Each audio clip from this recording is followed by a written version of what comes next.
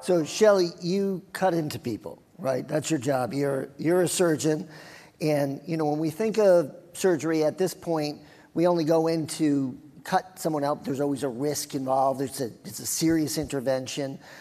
You don't want to just start having surgeries on people that are, that may have some sign of deteriorating wellness. Where you're used to sort of saying, okay, here's a tumor we have to remove from a breast, and we need to understand that it's a malignant phenotype and it's aggressive, and we want to catch it before it goes out. Yeah. You're concerned a little bit about this paradigm. Right, so that's a perfect setup for what I really am passionate about, is trying to understand when we need to intervene when patients have a disease. So I agree with everything that Lloyd said in terms of the tremendous potential of precision medicine to be able to start much earlier than patients actually develop a cancer that can be seen, that can be felt, that can be causing problems. But when you start applying technology, and even the most basic technology like mammograms, what happens is that you change the game so that you're picking up these conditions way before patients have symptoms, way before they're likely to spread anywhere. So I think the idea of precision medicine is the right patient, the right time, and the right treatment. And we need to get all that right so we're not intervening way too early.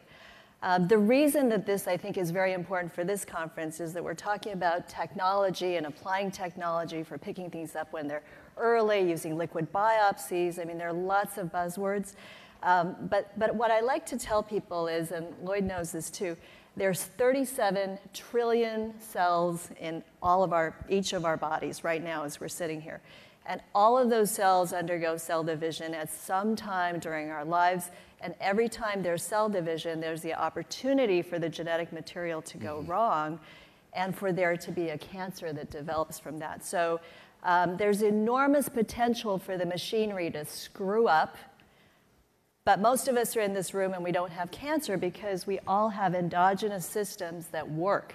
So what we're going to find is as we start moving the cancer technology earlier and earlier in the diagnostic process, I would argue that there's a really huge need for us to be very careful about when we want to pick up these conditions, and when we pick up these conditions, how we frame that to patients, and then how we move on to when we decide to intervene. So the particular disease I'm interested in is a very, very early stage form of breast cancer. It's stage 0 breast cancer. It doesn't even qualify as a stage 1 breast cancer.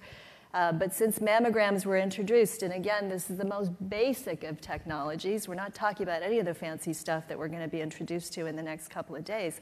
But with the most basic of technologies, this kind of very early cancer has increased 5-fold. Yeah. And you can't tell me that didn't exist before mammograms were developed.